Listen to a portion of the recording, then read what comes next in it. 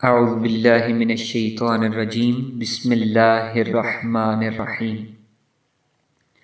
معزز ناظرین، السلام علیکم ورحمۃ اللہ وبرکاتہ۔ آپ جانیں گے اس ویڈیو میں امام اعظم ابو حنیفہ رحمۃ اللہ تعالی علیہ کے تعلیمی مراحل، آپ نے تعلیم کیسے حاصل کی۔ امام اعظم ابو حنیفہ رحمۃ اللہ تعالی علیہ ابتدائی اور ضروری تعلیم دین حاصل کرنے کے بعد تجارت کی طرف متوجہ ہو گئے۔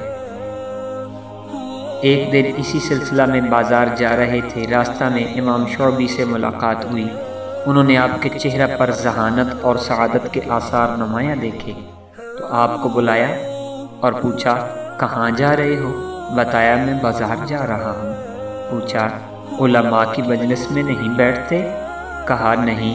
فرمایا، تم علماء کی مجلس میں بیٹھا کرو، کیونکہ میں تمہارے چہرے پر علم و فضل کی درخشندگی کے آثار دیکھ رہا ہوں۔ امام شعبی سے ملاقات کے بعد امام اعظم کے دل میں علوم دینیہ کو علی وجہ الکمال حاصل کرنے کا شوق پیدا ہوا۔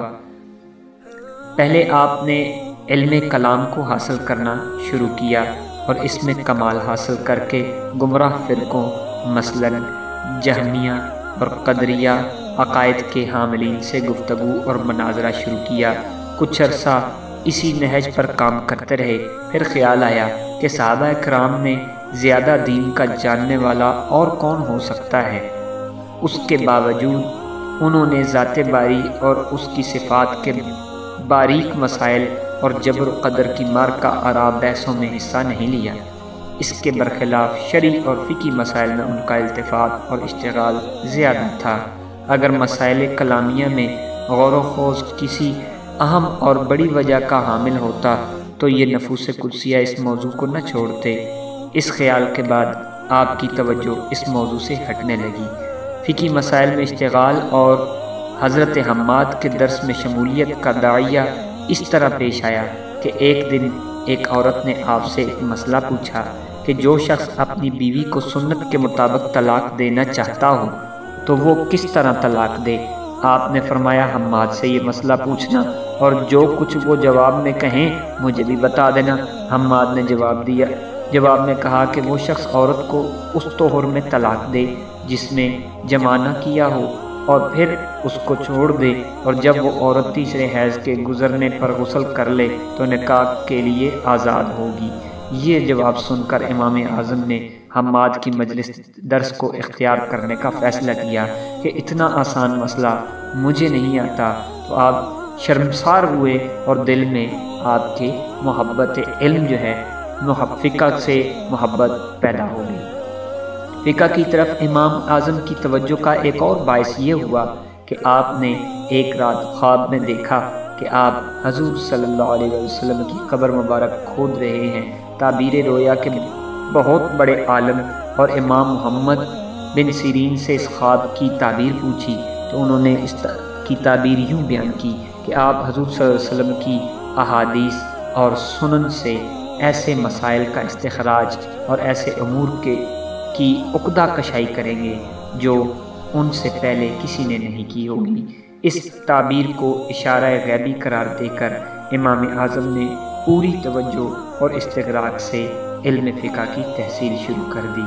حضرت حماد کے درس میں آپ کو نمایاں جگہ ملتی اور جلد ہی آپ اپنے استاد کی آنکھوں کا تارا بن گئے۔ کچھ عرصہ بعد آپ کو خیال آیا کہ اپنا الگ حلقہ درس قائم کر لیں۔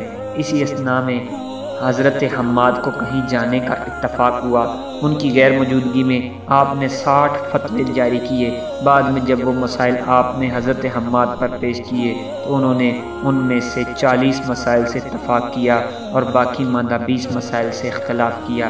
اس وقت آپ نے قسم کھائی کہ تا حیات حماد کی مجلس کو نہیں چھوڑیں گے، چنانچہ ایسا ہی کیا۔ فقہ کے ساتھ ساتھ امام اعظم نے حدیث کی تحصیل بھی جاری رکھی۔ صحابہ کرام اور قابل غور تابعین میں سے جو حضرات بھی فن حدیث میں امام اور حجت تسلیم کیے جاتے تھے، ان سب کے سامنے زانوِ ادب تہ کیا۔ صدر الائمہ امام موفق بن احمد مکی نے ابو عبداللہ بن حفص کے حوالے سے آپ کے 4000 اساتذہ کا تذکرہ کیا ہے۔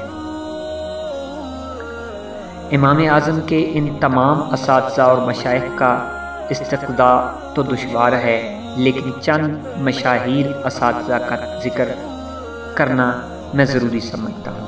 امام اعظم کو بعض صحابہ کرام سے بھی روایت حدیث کا شرف حاصل ہے، جن میں حضرت انس رضی اللہ تعالیٰ عنہ اور حضرت عبداللہ بن اوفا کے نام خاص طور پر قابل ذکر ہیں۔ حافظ ابن حجر اسقلانی نے آپ کے چند مشائخ حدیث کا ذکر کیا ہے۔